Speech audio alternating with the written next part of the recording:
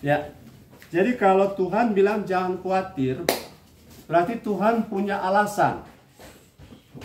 Tuhan punya alasan untuk mengatakan kenapa saya tidak boleh khawatir. Padahal kenyataan hidup sehari-hari kita bergumul dengan perasaan khawatir. Khawatir sebenarnya adalah sebuah pemikiran tentang atau ketakutan tentang sesuatu yang sebenarnya belum terjadi. Saudara tidak mengkhawatirkan sesuatu yang sudah terjadi, bukan? Jadi saudara mengkhawatirkan sesuatu yang belum terjadi. Nah, disinilah Tuhan memberi kita penjelasan beberapa hal sederhana bahwa Tuhan minta kita tidak khawatir karena Tuhan suka kita hidup dalam sukacita, haleluya, damai sejahtera, haleluya, tidak tertekan, amin. Jadi Tuhan bilang yang pertama, kalau kita khawatir, ngapa Tuhan bilang jangan khawatir ya? Karena Tuhan bilang dalam Amsal 12 ayat 25, saya minta tolong karena saya oper bola ini dari Bapak Pendeta Calvin akan membaca Amsal 12 ayat 25. Ayat ini mengatakan apa?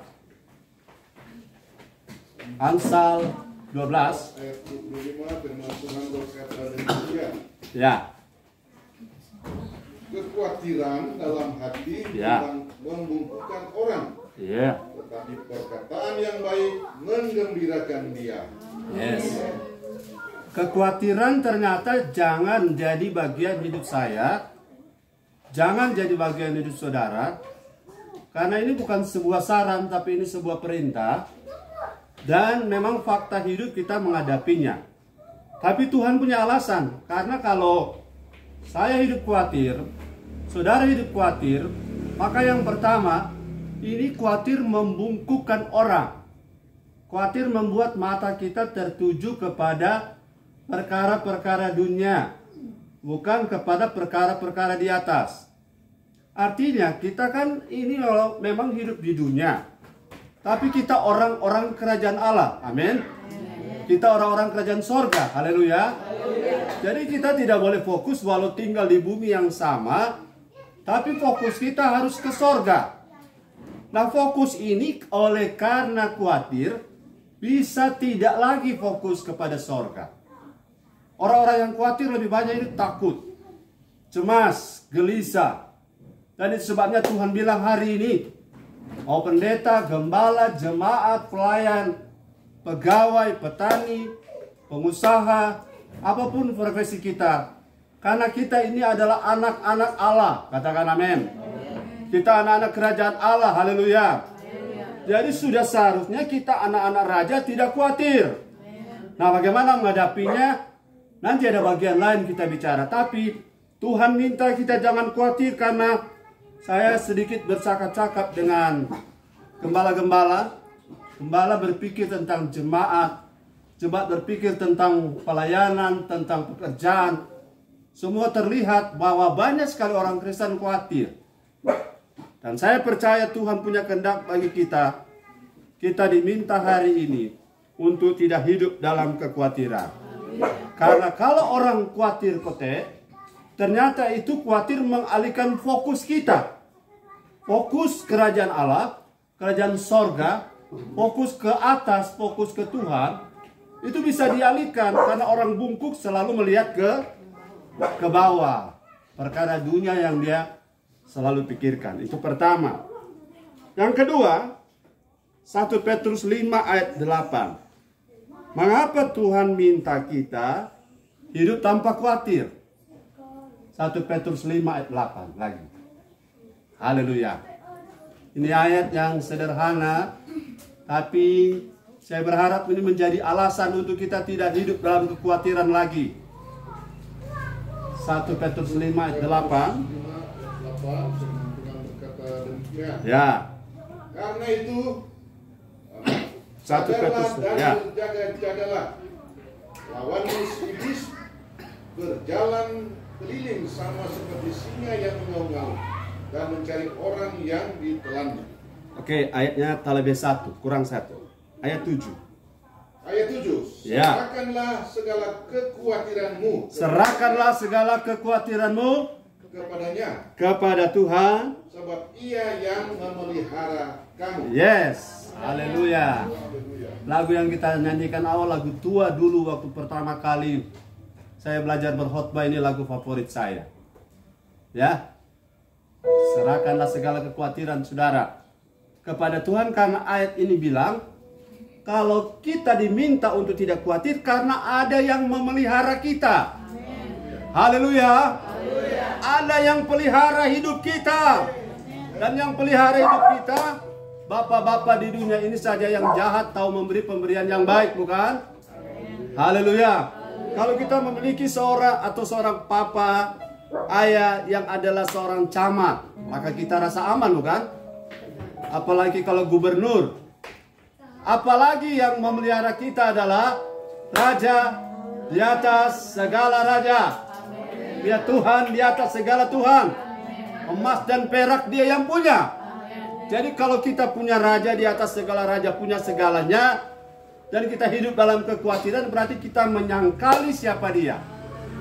Kita menyangkali siapa yang memelihara kita.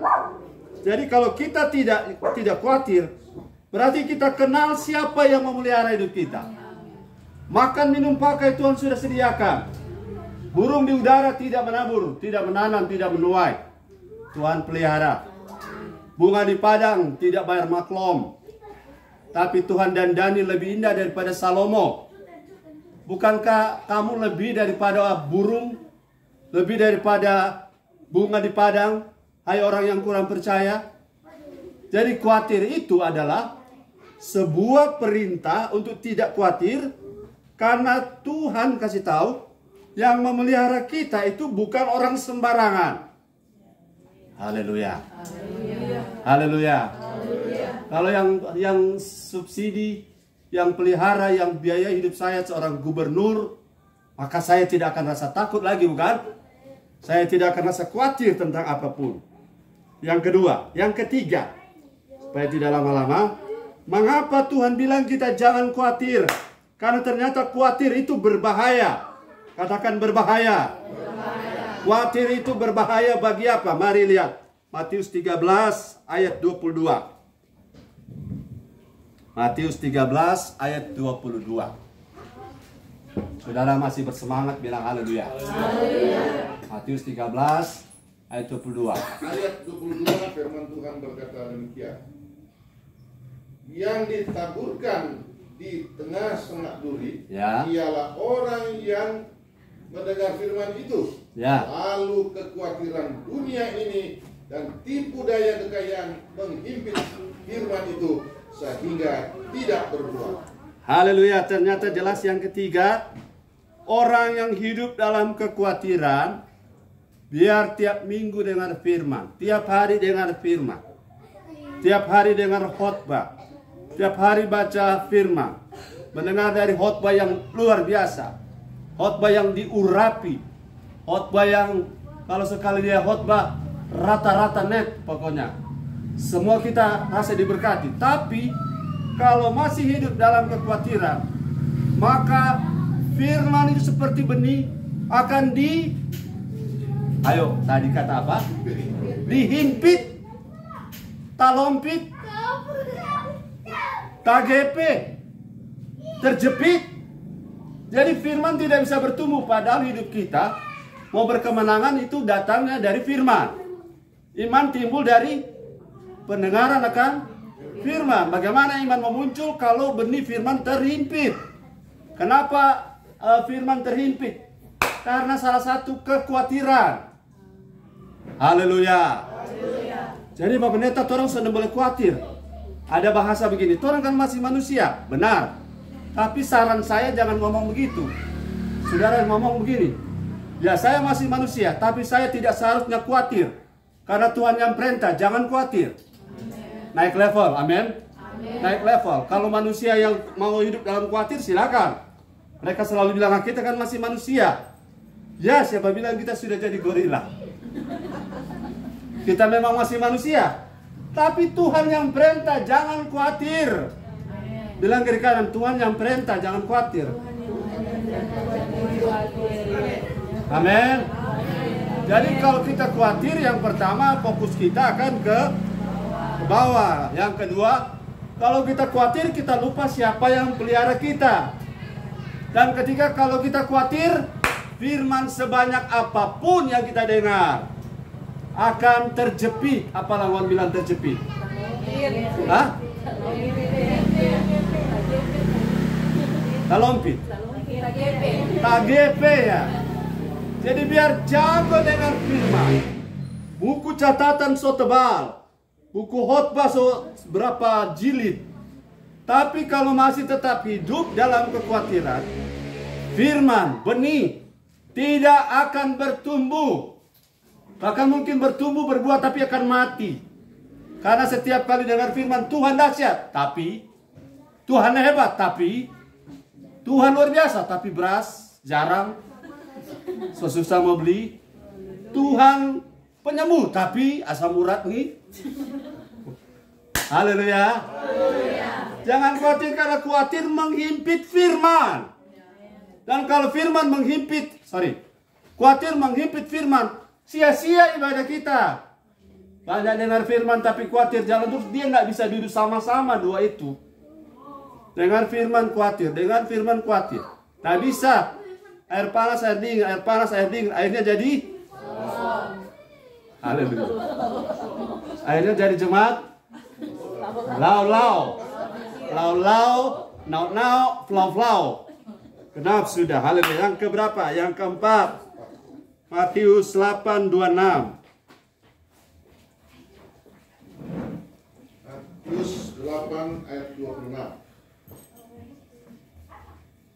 Ia berkata kepada mereka, Ya. mengapa kamu takut? Kamu yang kurang percaya. Lalu bangunlah Yesus menghadap angin dan danau itu, maka danau itu menjadi teduh. Ya. Kekhawatiran saudara dengan ketakutan.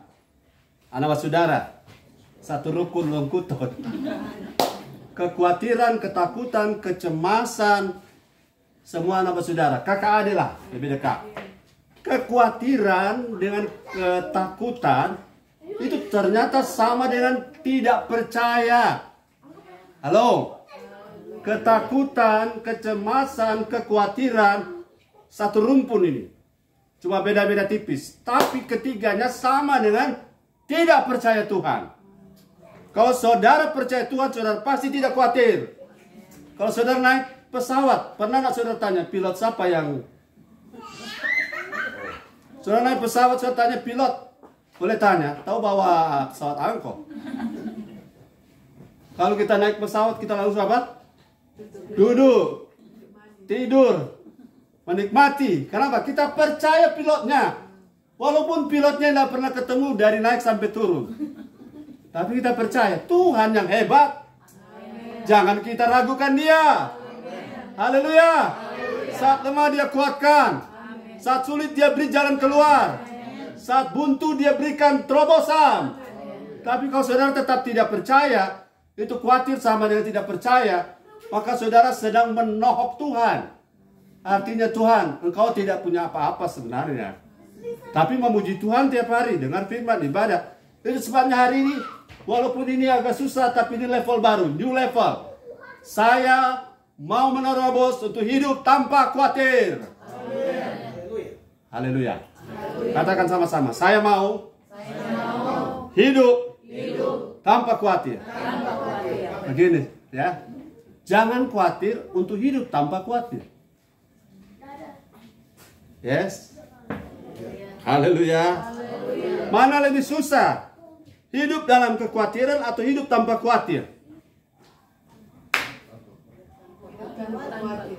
Hidup mana lebih susah? Hidup tanpa khawatir atau hidup dengan khawatir? Yang lebih susah hidup dalam kekhawatiran. Karena saat kita khawatir, kita tidak percaya Tuhan. Dan kalau kita tidak percaya Tuhan, Tuhan mau bikin apa? Kita tidak percaya dia. Lebih susah, lebih berat hidup dalam kekhawatiran. Lebih ringan hidup tanpa khawatir. Kalau saudara hidup tanpa khawatir, siapa yang khawatir? Tuhan yang bingung. Dia percaya. Dia sehabis beras mah dia tetap senyum. Haleluya. Yang bingung malaikat, Tuhan bilang, malaikat, jangan tidur ngoni, bangun, pikir rendoran, bawa beras. Haleluya, dari Alfa Indo. Karena beberapa yang belum sampai, auto data slab di got, itu beras belum sampai. Jangan khawatir, mau makan apa torang? Kalau torang tidak makan, yang malu adalah Tuhan yang kita percaya. Yang penting jangan malas, amin. Yang kelima, Matius 6:27. Sudah boleh tepuk tangan bagi Tuhan dulu. Matius 6 ayat 27. Kenapa kita diminta untuk tidak khawatir? Matius 6 ayat 27, firman Tuhan berkata demikian. Siapakah di antara kamu yang karena kekhawatirannya dapat menambahkan sehasta saja pada jalan hidupnya? Yes, ternyata khawatir tidak menambah apa-apa, bukan? Amen. Kalau orang khawatir, orang hari-hari khawatir kondok peta tambah tebal, bagi terus, jo. Haleluya. Tapi kalau khawatir tidak menambah apa-apa, ngapain kita khawatir? Sementara kita khawatir membuat Tuhan itu tidak respect pada kita.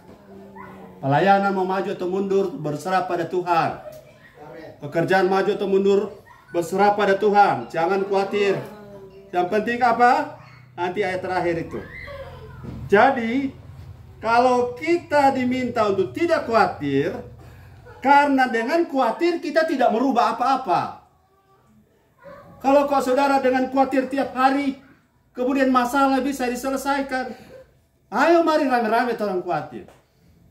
Tapi ternyata ayat ini bilang, khawatir tidak menambah. Sehasta saja, sehasta ini sebegini 45 cm. Khawatir tidak menolong kita maksudnya. Khawatir tidak membela kita maksudnya. Khawatir tidak membuat kita lebih baik. Justru tadi khawatir membungkukan kita.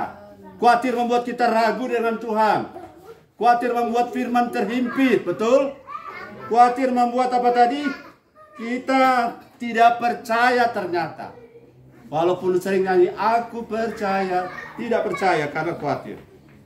Dan kalau khawatir itu tidak berguna, ngapain kita pertahankan? Haleluya.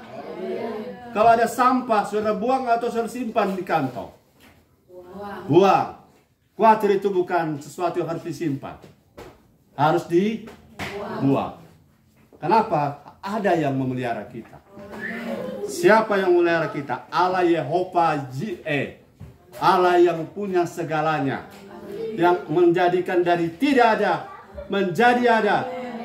Bukan cuma dari sesuatu bertambah, tetapi dari from nothing to something. Bahkan bukan cuma something, tapi everything. Dari yang tidak ada menjadi sesuatu dan kemudian menjadi segala sesuatu. Itu yang Tuhan sediakan bagi saudara yang tidak hidup dalam khawatir. Jadi prinsipnya begini. Orang bilang, kita kan masih manusia. Itu level kamu. Tapi sekarang saya mau naik level. Dengan mengatakan, saya memang masih manusia. Tapi saya orang yang percaya. Jadi saya tidak seharusnya khawatir. Walaupun khawatir masih datang, katakan itu. Saya tidak seharusnya khawatir. Yang terakhir. Matius 6 ayat 33.